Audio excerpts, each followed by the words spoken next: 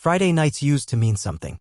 A glass of wine at home, maybe a movie half-watched while we fell asleep on the couch, legs tangled, her head on my chest. But those nights had faded over time, replaced by longer silences, tired excuses, and that growing sense of something I couldn't name. Something I didn't want to name. I'd gotten off work later than usual. The office had been chaos, broken deadlines, a supervisor snapping at everyone, and my phone blowing up with vague texts from Emily like, busy day. Might be late. Nothing else. No, love you. No emojis. Not even a see you tonight. It was like she was there, but not really. So instead of going home to an empty house and an even emptier conversation, I drove past our street and kept going. No plan, no destination, just needed to breathe. That's how I ended up at Rusty's, a dive bar tucked behind a shuttered gas station on the east side of Austin. It wasn't a place I'd been to in years. We'd gone once, Emily and I, back when we first moved to the city.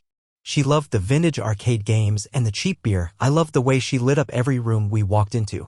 Funny how memory works. I sat in the far corner, not really watching the baseball game playing silently on the flat screen overhead. My bourbon sat untouched in front of me, sweating into the wormwood. The bartender gave me a look once or twice, that quiet checking-in glance, but I waved him off. I was just trying to clear my head. And then the door opened. I didn't even look at first. Just heard it, that quick clack of heels on tile, the sound of laughter. It was high-pitched, too familiar. I turned, casual at first, and then everything in me froze. Emily walked in. She was dressed like she was going somewhere special. Black dress, short and tight in all the right ways, hair curled around her shoulders, makeup done to perfection. Not the way she looked when she left the house that morning in yoga pants and a messy bun, muttering something about being late for a strategy meeting. And behind her, Carter. Of course it was Carter. Tall, confident, with that perfect white-collar grin he wore even when he wasn't trying. I recognized him immediately. We'd met twice at company parties. I remembered his firm handshake, the way his eyes lingered on Emily just a second too long. The first time, I told myself I was imagining it. The second time, I didn't have to imagine anything. They didn't see me. I was tucked back in the shadows in a booth half hidden by a column and a flickering neon sign advertising Lone Star beer. I watched as Carter placed his hand low on her back, not in a casual, friendly coworker kind of way, but like he'd been there before. Like he belonged there. They laughed about something. She leaned in close, her lips brushing his ear. He said something that made her throw her head back in that same laugh I used to live for. It hit me like a punch to the chest. I stood up. Not all at once, I didn't even know what I was doing. My body just moved like instinct had taken over. I stepped forward, slow, measured, and walked out of the shadows. That's when she saw me. Her entire body stiffened. Her smile died instantly. It was like someone had yanked the curtain back on a play mid-scene. I watched the color drain from her face, but she recovered fast. Too fast. "Jack," she said, blinking. "What are you doing here?" She tried to sound surprised, like she'd just run into an old friend on vacation. Like this wasn't the exact thing I'd been fearing for months. I stared at her. Then at him. Carter didn't say a word, just stood there with his hands in his pockets like he wasn't sure whether to run or say hi. "Really?" I asked. That was all I could manage. Emily stepped forward slightly as if trying to shield Carter from whatever came next. "This isn't what it looks like." I laughed. Out loud.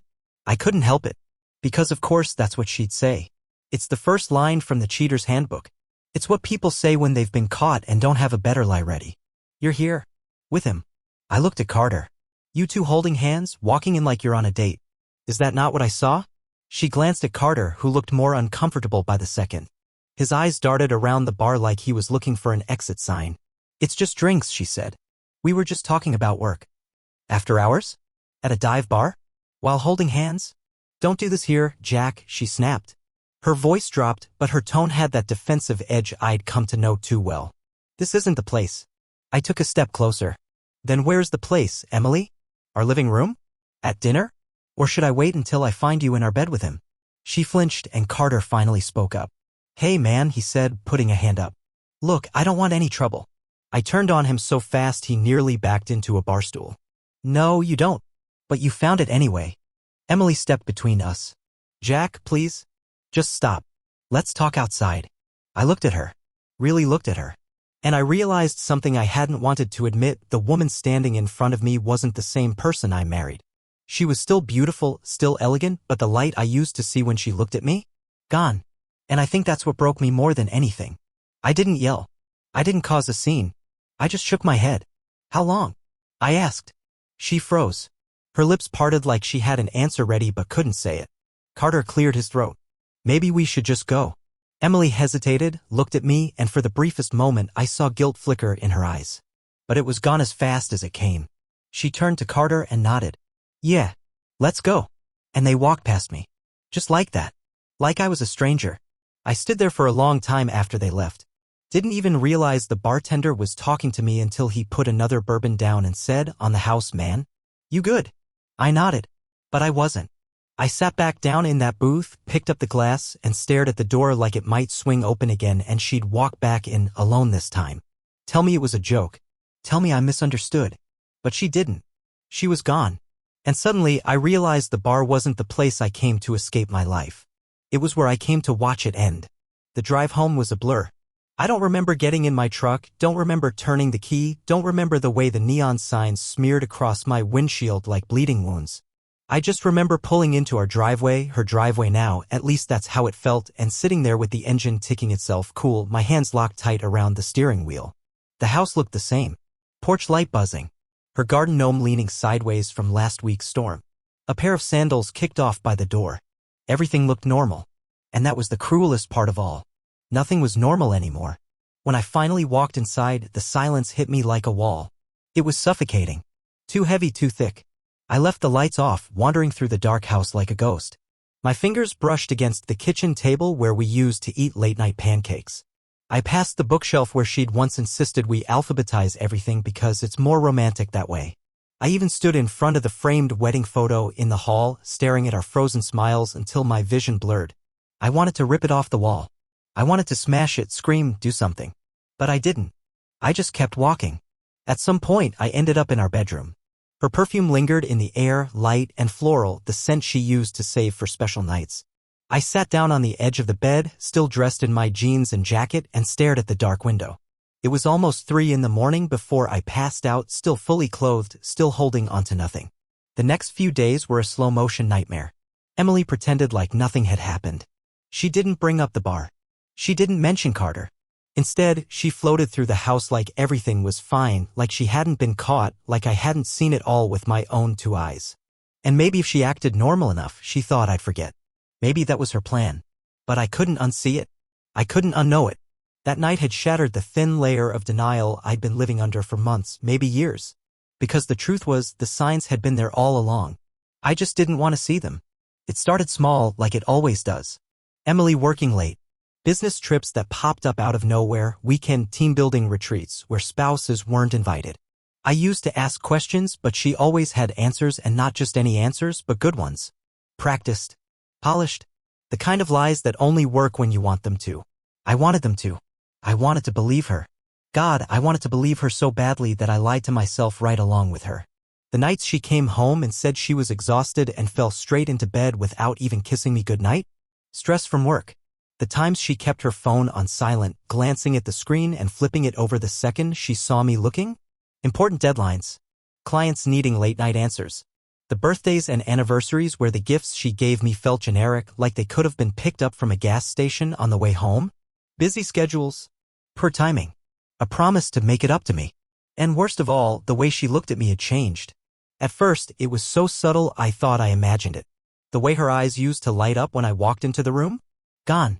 The way she used to lean into me when we talked, touch my hand absent-mindedly while we watched TV? Gone. She still smiled.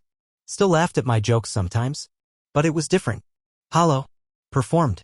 I told myself it was stress. That we were just going through a rough patch like every couple does after a few years of marriage. I even blamed myself. Maybe I wasn't attentive enough. Maybe I worked too many late nights. Maybe I stopped trying as hard as I did when we first fell in love. But now, sitting there in the ruins of the life we'd built together, I could see the truth. Emily hadn't drifted away from me because of work stress. She hadn't gotten distant because we were growing apart. She had made a choice. Somewhere along the way, she had decided to stop choosing me. It wasn't a mistake. It wasn't a phase. It was a decision. And I'd been too blind, too trusting to see it happening right in front of me. I started noticing more things after that night at the bar. How her work trips always coincided with Carter's schedule. How she got defensive, almost angry, when I asked simple questions. How the password on her phone suddenly changed without explanation. How she started taking showers the second she got home, even when she just went out for coffee with friends. And those friends? When I casually mentioned meeting up sometime, she always had an excuse. They were busy. They were out of town. They were just having a girls' night, no boys allowed. I wanted to believe her. God, how I wanted to keep believing her. But once you see the cracks, you can't unsee them. You can either keep patching them up with hope, or you can accept the whole damn wall is coming down. I think the worst part wasn't the betrayal itself.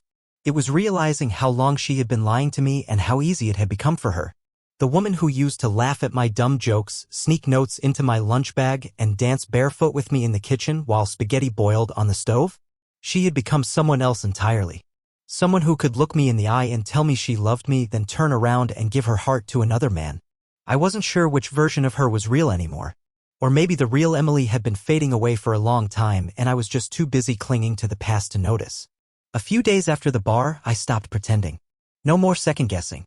No more telling myself I was overreacting. The lies had stacked up too high to ignore, and somewhere deep inside, I knew if I didn't find the truth, it would keep rotting away at me until there was nothing left. It happened on a Sunday afternoon.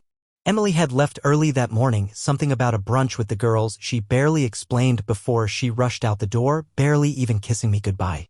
Her second phone, the one she insisted was for work emergencies only, sat charging on the kitchen counter, forgotten in her hurry. She always kept it locked. Always. Except today. I don't know if it was a mistake or if she had gotten careless. Maybe she thought I would never dare to look. For a few minutes I just stared at it. My heart was pounding, palms sweaty, mind racing with guilt and rage and fear all tangled together. It felt wrong prying into her private world like this. But then another voice, colder and sharper, cut through the noise. She gave up her right to privacy when she chose to betray you. With shaking hands, I picked up the phone. The screen lit up. No passcode prompt. Just a list of notifications waiting there like landmines ready to explode. And they did. Messages from Carter. Dozens of them. Some recent, some going back months.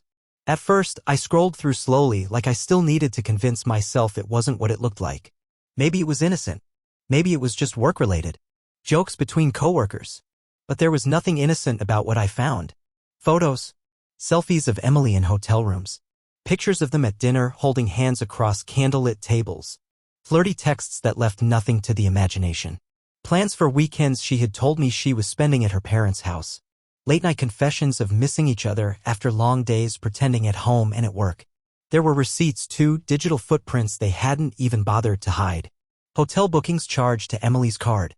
Restaurant reservations for two. Flight tickets purchased for business trips that didn't match up with anything on her work calendar. One message from just 3 weeks ago stood out more than all the others. It was a photo, Emily sitting on our living room couch wearing the hoodie I gave her for her birthday, smiling in a way she hadn't smiled at me in months. "Wish you were here," she had captioned it. And he replied, "Soon, baby. Soon." I sat down hard at the kitchen table, the phone slipping from my hands and clattering onto the wood. My head was spinning, heart hammering in my chest so loud I thought it might explode. This wasn't suspicion anymore. This wasn't gut instinct. This was fact. Cold, brutal, undeniable fact. She had been living a double life under my roof. Laughing with him in the same rooms we built our future in. Whispering secrets into his ear while I sat downstairs believing she was exhausted from work. She hadn't just cheated. She had taken everything good and pure between us and turned it into a stage for her lies. And she hadn't even tried to cover her tracks.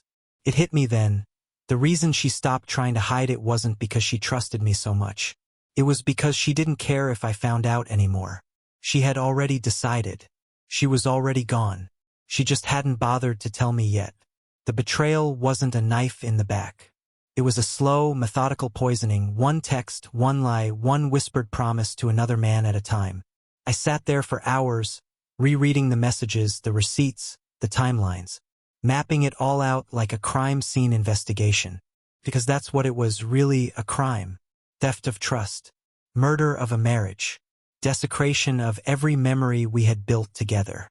At one point I laughed. Not because anything was funny, it wasn't. It was the hollow kind of laugh you make when something snaps inside you, and there's no putting it back together. How many nights had I sat at home, waiting for her? How many times had I worried, thinking maybe she was stressed, overwhelmed, hurting, and meanwhile she was wrapped up in someone else's arms. The anger that boiled up inside me wasn't like anything I had ever felt before. It wasn't the hot, explosive kind of anger that makes you want to punch walls or scream into the night. It was colder, heavier. It settled into my bones like concrete, weighed down my chest until breathing felt like a conscious effort. I wanted to confront her right then, call her, scream at her, drive to wherever she was and demand she look me in the eye and explain herself. But I didn't, because deep down, I knew there was nothing she could say that would make any of it better. The truth wasn't hiding anymore. It was laid out in black and white, time-stamped and geotagged, right there in the palm of my hand. And no amount of tears, no empty apologies, no desperate promises could erase it. Emily wasn't the woman I married. She hadn't been for a long time, and I wasn't the man who was going to beg her to stay. Not anymore. I didn't sleep that night. I lay on top of the covers, staring up at the ceiling, the soft whir of the fan doing nothing to drown out the noise inside my own head. Every time I closed my eyes, the images from Emily's second phone would come back. Her smile, Carter's arms, their secret plans, played on a loop, a highlight reel of everything I never wanted to believe. By the time the sun started bleeding through the blinds, I wasn't tired anymore. I was hollow, like something inside me had burned out overnight and left nothing but ash. I sat up slowly, every muscle stiff, and looked around the bedroom. Our bedroom. And for the first time, I really saw it. Not the way I used to, not as the safe, warm place where we laughed, fought, made up, dreamed about our future, but as it truly was now, a museum of betrayal. The framed photos on the nightstand felt like props in a play that had long since ended. The throw blanket she loved was still draped across the armchair. A half-read book lying open on the cushion like she had just stepped out for a second and would be right back. But she wasn't coming back. Not really. Everything in this house, everything we built together, was soaked in her lies. I got up and wandered through the rooms like a visitor touring the wreckage of someone else's life. The kitchen still smelled faintly of the coffee she brewed every morning, even though the pot sat cold and untouched on the counter. The little notes she used to leave, "Have a good day, love you," were still pinned to the fridge under a smiley face magnet. I stared at them for a long time, my hands curling into fists at my sides. Even the stupid grocery list scribbled in her handwriting made my chest ache. Eggs, milk, avocados. The life we had shared was reduced to bullet points and sticky notes, lying to me just like she had. I ended up in the living room, standing in front of the fireplace where we'd hung our wedding photo years ago. She was glowing in that picture. Eyes bright, lips curved in a laugh that made everyone else smile too. I barely recognized her now. I barely recognized myself. For 7 years, I believed we were building something unshakable. I believed that whatever storms came our way, we would weather them together. But love doesn't survive without honesty. And once you rip out the truth, the whole foundation crumbles, no matter how strong you thought it was. I turned away from the photo, my stomach twisting. I couldn't stay here. Not like this. Not surrounded by ghosts of what we used to be. I made a decision in that moment, simple, clear, absolute. I would not live in a mausoleum built from broken promises. So I went upstairs, grabbed a couple of empty boxes from the closet, and started packing her things. Not carefully, not folding clothes or tucking away keepsakes like someone preserving memories for a later time. I threw them in. Sweaters, jeans, her favorite worn-in hoodie, all tangled together in a messy pile. Her makeup bag from the bathroom went into another box. I ripped her perfumes from the shelf, each bottle clinking against the next like tiny bells tolling the death of our marriage. It was mechanical at first, just motion, just momentum, but somewhere between boxing up her running shoes and her framed degree from college, I found myself pausing. There was a picture tucked inside one of the drawers. A photo of us on our second anniversary, standing in front of the cabin we rented in Colorado. I remembered that trip. I remembered how we stayed up late by the fire, how we promised each other that no matter what life threw at us, we'd always be honest. I stared at the photo until the edges blurred. Then I tossed it into the trash. If there was anything left between us worth saving, she had already burned it down. When the boxes were full, I stacked them by the front door like cargo waiting to be shipped off to another life. Hers, not mine. I couldn't tell if I felt lighter or just more numb. Either way, it was done. The house felt emptier now, stripped of the woman who once made it a home. But it also felt less like a lie. And for now, that was enough. After stacking her boxes by the door, I thought I was done. I thought I had exorcised her from the house, torn down all the remnants of the life we'd built, cleared the space for whatever came next. But the thing about betrayal is, it hides in the corners you don't think to look. It waits in the places you trust the most. It was late afternoon when I went back upstairs to the office. A small room, barely big enough for the desk and chair we crammed into it. It had always been her space more than mine, where she worked from home, planned vacations, paid bills. I figured I'd clear out her stuff there too, just to finish the job. I started with the desk. The top drawers were filled with the usual pens, old receipts, random notebooks with shopping lists and half-finished to-do lists. I shoved it all into a trash bag without a second glance. Then I got to the bottom drawer. It was locked. Weird. We never locked anything in the house. Not from each other. We even used to joke that our only safe was trust. I dug through the drawer above it and, sure enough, found a small silver key taped under the lip. The sight of it made my gut twist, like she hadn't even tried that hard to hide it. I slid the key into the lock and turned it.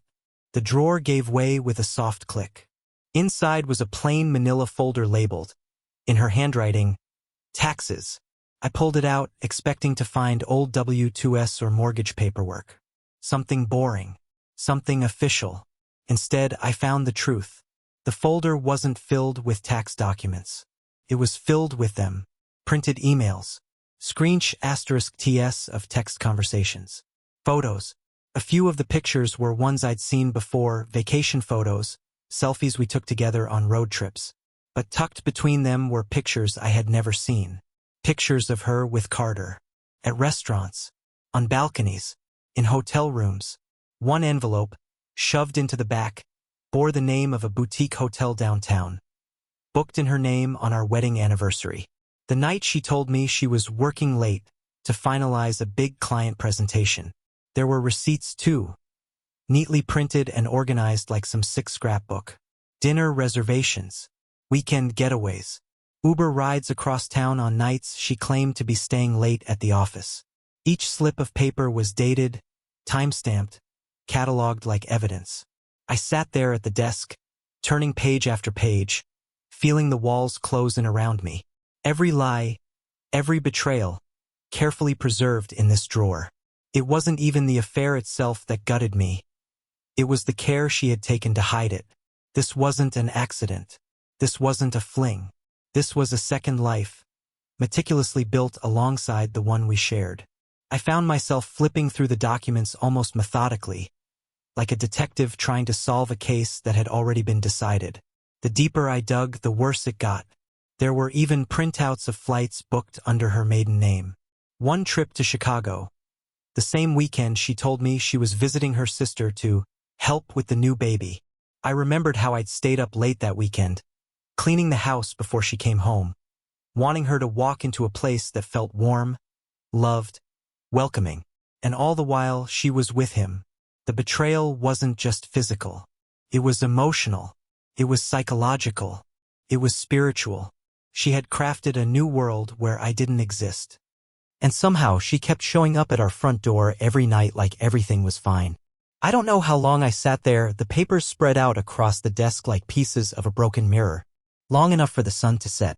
Long enough for the house to fall into darkness around me. When I finally stood up, my knees popped and my back ached, but it barely registered. I packed the folder back up, not carefully, not respectfully. I shoved everything into a box, slammed it shut, and dropped it next to the other boxes by the door. This wasn't something I could reason through anymore. This wasn't something I could fix with an argument or a therapy session. She had already made her choice. All that was left now was for me to make mine. And I knew without a shred of doubt what I had to do. When Emily came back, when she realized what I had found, there would be no screaming, no begging, no bargaining. There would be no second chances. Because once trust is broken this completely, there's no stitching it back together. There's only survival. There's only moving on. And that's exactly what I intended to do. Emily came back 2 days later, texting me first, "Can we please talk?" I didn't reply. I just waited. When she finally showed up, she stood at the front door, a bag slung over her shoulder, wearing that same sheepish, innocent expression she'd perfected over the years. For a moment, neither of us spoke. The distance between us felt miles wide, even though she was standing just a few feet away. I picked up the box with the folder, the one filled with her printed betrayals, and set it down in front of her. Her eyes dropped to it, recognition flickering across her face. "You went through my stuff?" she asked, her voice sharp with wounded pride, like I was the one who had done something wrong. I didn't bother answering. Instead, I watched her open the folder, flipping through the evidence she'd left behind so carelessly. Her mouth tightened, but she said nothing. No explanations. No tears. Just a cold, defensive silence. A few minutes later, Carter pulled up in his black pickup truck, leaned against it like he had every right to be here. No shame. No guilt. Everything became crystal clear then. I didn't raise my voice. Didn't plead for answers. There was nothing left to salvage. She had made her choice. Now I was making mine. Without another word, I turned, walked back inside, and shut the door. The house felt strange without her, like the echoes of old arguments and half-hearted apologies still lingered in the walls. For days I drifted from room to room, uncertain what to do next. Part of me expected a final confrontation, some desperate grand gesture where she'd throw herself at my feet, beg for forgiveness, swear she'd do anything to fix it. But it never came. Instead, there was only silence. An absence louder than any scream. I boxed up the last of her things, the mug she loved, the worn sweatshirt she always stole from my drawer, the stupid little photo booth strips from that night at the fair. I dropped them off at her sister's house without saying a word. Just left them on the porch, rang the bell, and drove away. It was over. And somehow that hurt more than anything. Moving on wasn't like flipping a switch. It was more like learning to breathe again after almost drowning. Some days I felt angry, furious at how easily she threw us away. Other days I just felt empty. And some nights I hated myself for still missing the girl she used to be. I went back to the basics. Work, gym, sleep, repeat. I reconnected with old friends, spent long afternoons fishing with my brother, took up woodworking like I always said I would. Slowly, painfully, life started stitching itself back together. Not the same life. A new one. One built without her lies suffocating it from the inside out. Months later, she sent me a text. "I miss you. I think about you every day. I'm sorry." I stared at the screen for a long time, feeling nothing. No anger. No sadness. Just closure. I didn't reply. Some things don't deserve a second chance. Some endings are exactly what they need to be final. Now, when I think about her, it feels like remembering a dream I once had, vivid, beautiful, and heartbreakingly unreal. I don't regret loving her. I regret trusting someone who didn't know how to love me back. But maybe that's the risk we take with love. We open our hearts and hope the other person will cherish the gift we offer. Sometimes they don't. But that doesn't mean we stop giving it. It just means we choose more carefully next time. As for me, I'm not bitter, not broken, just stronger, wiser, ready for the life and the love I deserve.